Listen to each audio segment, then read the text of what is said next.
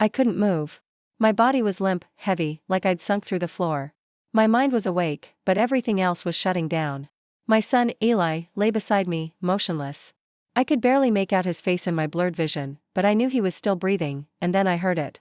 My husband, Jared, standing just a few feet away, whispered something so cold it sent a deeper chill through my bones than anything I'd ever felt. "It's done.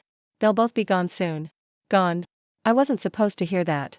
I wasn't supposed to be alive to hear that. As the sound of his footsteps faded down the hallway, I fought every urge to sit up and scream. Instead, I leaned close to Eli's ear and whispered, "Don't move yet." I don't know how I stayed calm in that moment. I think it was the years I spent as a nurse, or maybe it was just the primal instinct of a mother trying to save her child. But something told me, don't panic. Stay still and wait, because something was very wrong. Let me take you back just a few hours before that moment, the last time things felt somewhat normal, if you could call our life normal anymore. I'm Naomi. I'm 37 years old, a mom, and until recently, a wife. I gave up my nursing career when Eli was born to raise him full-time. He's my entire world, curious, smart, and always watching everything I do. We've been a team since day one. Jared, my husband of 13 years, used to be the funny one, charming. The kind of guy who made people feel special, even strangers. But somewhere along the way, that charm faded into silence. Then came the late nights, the secret phone calls, the strange absences with weak excuses. Still, I held on. For Eli. For the life we built. For the hope that maybe the man I married was still in there somewhere. So when Jared said he wanted to cook dinner for us, a rare thing, I thought maybe, just maybe, he was trying again. Trying to be present, to connect. He said he had a special recipe he wanted to try. Steak, mashed potatoes, green beans. Simple, but comforting. Eli was excited. He loved when Jared made an effort, no matter how small. We sat at the table. The food smelled, okay. A little off, but I didn't say anything. Jared was watching us, smiling more than usual. Almost too much. I took a few bites. Eli did too. That's when I felt the first wave. Lightheadedness. The room spinning just slightly. My mouth went dry. My stomach turned. I looked at Eli. He was rubbing his eyes, blinking slowly. He whispered, "Mom, my tummy hurts." That was the moment I knew something was horribly wrong. I remember thinking, this is not food poisoning. This is something else. Then everything went dark, except my thoughts, except my instinct. I collapsed beside my son and did the only thing I could think to do, pretend. I lay there, completely still, listening. And that's when I heard Jared's voice. "It's done. They'll both be gone soon." Gone. Those words will echo in my mind for the rest of my life. What happened next? Even I didn't see it coming. If you asked me a year ago, I would have told you my life was boring, in the best way. We lived in a quiet neighborhood just outside Atlanta, one of those places where people wave when you drive by and the mailman knows your dog's name. Our house wasn't fancy, but it was warm, safe. Or at least, I thought it was. I spent most of my time at home with Eli. He's 11, sharp as a tack and way too observant for his age. He always asks a million questions, wants to know why things happen, how things work. I used to joke that he was my little scientist. He'd follow me everywhere, mimicked everything I did, how I stirred my coffee, how I folded the laundry, even the way I hummed to myself when I was thinking. Being his mom is the one thing I've never questioned. I may not have had a big career or fancy degrees like Jared, but I had Eli, and he made my life full. Jared and I met when I was 24. He was tall, quick-witted, charming, the kind of guy who made you feel like the center of the universe when he looked at you. He was working in finance, already making good money, and he had this way of taking charge in a room, confident, but not cocky. At least not back then. We got married within a year. And at first, he really was amazing. The kind of husband everyone said I was lucky to have. He surprised me with flowers, wrote notes on sticky pads, made playlists for long drives. When Eli was born, he cried harder than I did. I remember thinking, this is the man I'll grow old with. We're going to build a beautiful life. But time changes people. Somewhere in the last 2 years, something in Jared started to shift. At first, it was little things. He stopped joining us for family movie nights. He stopped laughing at Eli's jokes. He stopped kissing me on the forehead before leaving for work. I told myself it was stress. His job was intense, long hours, demanding clients. I figured he just needed space. But then came the locked phone, the whispered calls behind closed doors, the way he'd leave the house without saying where he was going or when he'd be back. I asked questions. He got defensive, said I was being paranoid, controlling. So I stopped asking. I went quiet, too. For Eli's sake, I kept things smooth on the surface. Smiles at dinner. Small talk. The illusion of normal. And then, just last week, something strange happened. Jared came home early, earlier than he had in months, and for the first time in a long time. He looked relaxed. He kissed Eli on the head, looked me in the eye, and said, "I'm cooking dinner tonight." I blinked. "Since when do you cook?" He shrugged. "Just wanted to do something nice. You've been working so hard lately." It was such a small thing, but it felt huge. Suspicious, even. But at the same time, I wanted to believe him. I wanted to believe that maybe, after everything, he was trying to come back to us. So I smiled. I told him that sounded wonderful. That night, I set the table with the good plates. Eli picked out music to play while we ate. Jared was in the kitchen, humming to himself while stirring the mashed potatoes. It almost felt normal again. Almost. But in the pit of my stomach, something was off, a quiet whisper of instinct I didn't know I'd need to listen to until it was nearly too late. I remember watching Jared that night standing over the stove, stirring the mashed potatoes like it was something he did every day. But he didn't. Jared had never cooked a full meal. Not in the 12 years we were married. Not once. So yes, I was surprised. But more than anything, I was trying to convince myself this was a good sign. A fresh start. I wanted it to be. Dinner was served around 7. Eli had set the table, putting out the mismatched cloth napkins he thought were fancy. He was excited. His dad was finally doing something just for us. Something normal. The food looked fine. Steak, a little overcooked, green beans with too much garlic. But it was the mashed potatoes that stuck out. They looked off. Too smooth, too shiny. I don't know how else to describe it. I took a bite. The texture was strange. Too creamy, almost like glue. The taste wasn't bad, but there was a bitterness under the butter. I pushed the fork aside and reached for my water, swallowing hard. Eli took a few bites, too. I watched him. He made a face but kept eating. Jared was watching us, saying very little, just sitting there, smiling. I remember saying, "These potatoes taste a little funny." And Jared, he laughed. Laughed, said something like, "Guess I'm not as good a cook as I thought." Then he stood up and started clearing his plate, before he'd even finished eating. That's when I felt it. The dizziness started in waves, not the kind that comes from standing up too fast, but the kind that made the room tilt sideways. My fingers went numb, my throat felt dry, thick. I blinked, trying to steady myself. Across the table, Eli had gone quiet. He was rubbing his stomach, eyes wide. His little fork clattered to the plate. He looked at me and whispered, "Mom, my tummy hurts." That moment is burned into my memory, the way he looked so confused, like he knew something was wrong but didn't know how to say it. My instincts took over. I reached for him, but my arm wouldn't move right. My muscles weren't responding. My vision started to blur around the edges. I could barely keep my eyes open. And Jared? He wasn't rushing over to help. He wasn't panicked. He was just standing there at the sink, scrubbing his hands slowly, like he was washing something away. I knew. Something was terribly wrong. My heart started pounding, even as my body was failing me. I realized I couldn't speak, couldn't call for help, but my mind was clear, and one word echoed louder than everything else. "Protect, Eli." I looked at my son. He was slumping in his chair. So I did the only thing I could think to do. I grabbed him, gently, and guided him to the floor beside me as I collapsed, pretending to pass out. I pressed his small hand under mine and gave the tiniest squeeze I could manage, just enough for him to feel it. Then we lay there. Still. Silent. That's when Jared walked back into the room, and I heard it. "It's done. They'll both be gone soon." My blood ran cold. There was no panic in his voice. No sadness. Just calm finality. Like this was a task he'd completed. Like we were never more than boxes on a to-do list. I fought every instinct to sit up, to scream, to run. But I stayed still. And when I heard him walk out of the room, I leaned close to my son and whispered, "Don't move yet." I didn't know how long we lay there. It could have been 30 seconds or 3 minutes.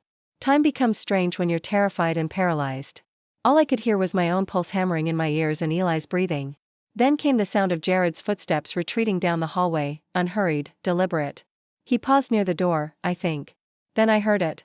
Click. The front door closed. He was gone. I opened my eyes just a crack, afraid of what I might see. The kitchen was empty. I gently pressed my hand against Eli's back. He tensed but didn't move. He was awake. He'd heard everything, too. "Bathroom," I whispered. "Go, spit, throw up if you can." He blinked at me, scared but understanding. Eli might only be 11, but he's so smart. He crawled toward the hallway with shaky limbs. I followed, dragging my legs behind me like they were sandbags. We made it to the guest bathroom. I turned on the tap, kept the water running loud, just in case Jared came back. Then I leaned over the sink and forced myself to vomit. Everything. I dug my fingers down my throat, desperate to purge whatever he had given us. Eli did the same, tears streaming down his cheeks, coughing, gagging, but he got it out. It was working. Slowly. My head was still foggy, but I could think. Move. My breathing was tight, but no longer fading. I sat on the cold tile floor, my back against the cabinet, holding Eli's hand. "Mom," he whispered. "Why would he do that?" I couldn't answer. Not yet. We had to get out. I tried to call 911, but my phone was dead. Not low battery. Dead. No response. No restart screen. It had been working that morning. I checked the wall phone. Line dead. That's when I realized Jared had planned this thoroughly. "No time," I said. "We go now."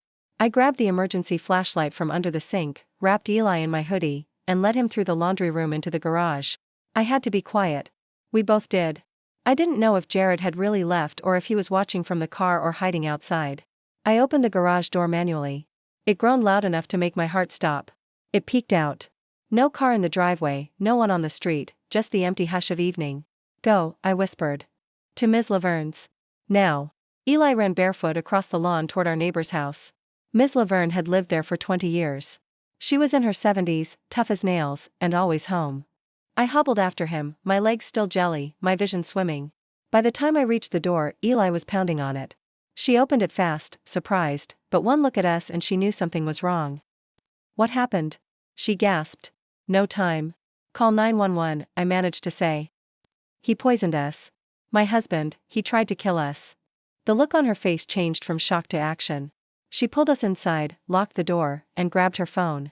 Within 4 minutes, I could hear the sirens, and for the first time in what felt like forever, I let myself breathe. We were still alive, but this was far from over. The ambulance lights flashed against the walls like red lightning as the paramedics rushed us out of Ms. Laverne's house. Eli was trembling under the emergency blanket they'd wrapped him in, holding onto my hand like he thought I might disappear. My body was still fighting to stabilize. My vision was sharp 1 second, swimming the next. But I was conscious, alive. And so was Eli. That was all that mattered in that moment. At the hospital, they ran tests immediately. Blood work, toxicology screens, vitals. Nurses moved fast. I knew that speed. I used to move like that when I was the one wearing scrubs. The doctor came in with the results within the hour. "It was a sedative," he said, "crushed and mixed into the food. Probably benzodiazepine. Very high dosage. You were lucky you vomited it out when you did." Lucky. That's what they all kept saying. But this wasn't luck. It was deliberate. And not just what he did, but what I did. The whisper to Eli, the bathroom, the escape. That was instinct. That was survival. When the officer arrived to take my statement, I told him everything, word for word, step by step. Then I asked, "Did they find him?" The officer's jaw tightened. "He's not at the house. The car's gone. We've issued a statewide alert." I felt my stomach drop again, not from poison this time, but from the sickening possibility that he could get away with this, that he might disappear and leave us always looking over our shoulders. But then, less than 46 hours later, they caught him. At the airport. Trying to board a flight to Belize. With a fake passport and a second phone. He hadn't just poisoned us and run. He had planned this for weeks, maybe longer. And it wasn't until my sister, Alina, flew in that the final puzzle piece slid into place. We were sitting in the hospital room, Eli finally asleep in the bed next to me. Alina leaned forward with this look on her face, part disbelief, part heartbreak. "I didn't want to say anything," she whispered. "But Naomi, Jared's been cheating. I've known for 2 months." I just stared at her. She went on. "I saw him. With a woman. Young. Maybe 23. They were at that restaurant by Midtown. He kissed her. I followed them. They went back to a condo. I didn't tell you because I wasn't sure what to do. I thought maybe he was just having a crisis." A crisis? This was never just an affair. This was an exit strategy. And it got worse. That woman? Turns out she came from a wealthy family. Her father had passed away recently. She was set to inherit a sizable fortune, but only if she married someone with no children and no prior debts. Jared, then, was trying to create that version of himself, free of a wife, free of a son, free to start over. The poisoning, the fake documents, the airport escape, it all made sense now. He wasn't just trying to leave us. He was trying to erase us. They charged Jared with attempted murder, felony child endangerment, and use of a controlled substance with intent to cause harm. He pled not guilty at first until the evidence was stacked too high to climb out of. He's now serving life in prison with no chance of parole. And me? I'm still putting the pieces back together. But the truth? I'd rather live in broken pieces than in a perfect lie. I wake up every morning with a different kind of gratitude now. Not for the big things, like second chances or justice or revenge. But for the small ones, like the sound of Eli laughing in the other room or the quiet click of the front door locking at night. The warmth of sunlight through the kitchen window as I make coffee in a house where I know we are safe. It's been 3 months since the night everything fell apart, 3 months since I collapsed on the kitchen floor next to my son. 3 months since I heard my husband, Jared, whisper that we'd be gone soon. It's surreal to say those words out loud. Even now, it doesn't feel real. But it was, and we're still here. Eli and I both made full physical recoveries. Doctors said the sedative dosage was dangerously high, meant to mimic an accidental overdose, something that could be explained away, dismissed. If we hadn't thrown it up in time, we might not be here to tell this story. That thought follows me like a shadow. Eli doesn't talk about his dad much. Sometimes I catch him staring out the window, quiet, lost in his thoughts. Other times, he'll crawl into my bed in the middle of the night just to be near me. I don't push him to talk. I let him lead. He's healing in his own way. So am I. We're living with my sister Alina for now. She's been our anchor. And despite the guilt she felt for not telling me about Jared's affair sooner, I never once blamed her. Because here's the truth. We all miss things we don't want to see. I didn't want to believe Jared was capable of hurting us. That the man I married, the father of my child, was planning our erasure like it was a business move. But he was. The motive was as cold as the act. Money. Image. A future that didn't include us. He pled guilty in the end. There was too much evidence to fight. The poisoning, the fake ID, the plane ticket, the bank transfers. He's now serving life without parole. And while I can't say I found peace yet, I found something more important, clarity. People always ask me what I learned from this, what I'd say to other women or anyone in a situation like mine. So here it is. Listen to your instincts. Even when they whisper, even when they don't come with proof, we're taught to be polite, to give people the benefit of the doubt. But sometimes, doubt is the benefit. When your body tells you something is wrong, believe it. When your gut clenches without explanation, pay attention. When you feel the air shift in a room, the mood darken, the silence stretch. That's your warning. I ignored it for too long. I let fear of confrontation be louder than fear of danger. Never again. The night Jared tried to poison us, my survival didn't come from strength. It didn't come from training. It came from stillness, from listening, from not moving, until the time was right. That small, quiet decision saved my life, and it saved my son. Now every day is a new chance to protect him the way I couldn't before. Not just from harm, but from silence, from doubt, from believing that love means ignoring your own voice, because real love, the kind that lasts, never puts you in danger. It never makes you question your worth, and it never, ever comes with poison. If you've made it this far, thank you for listening.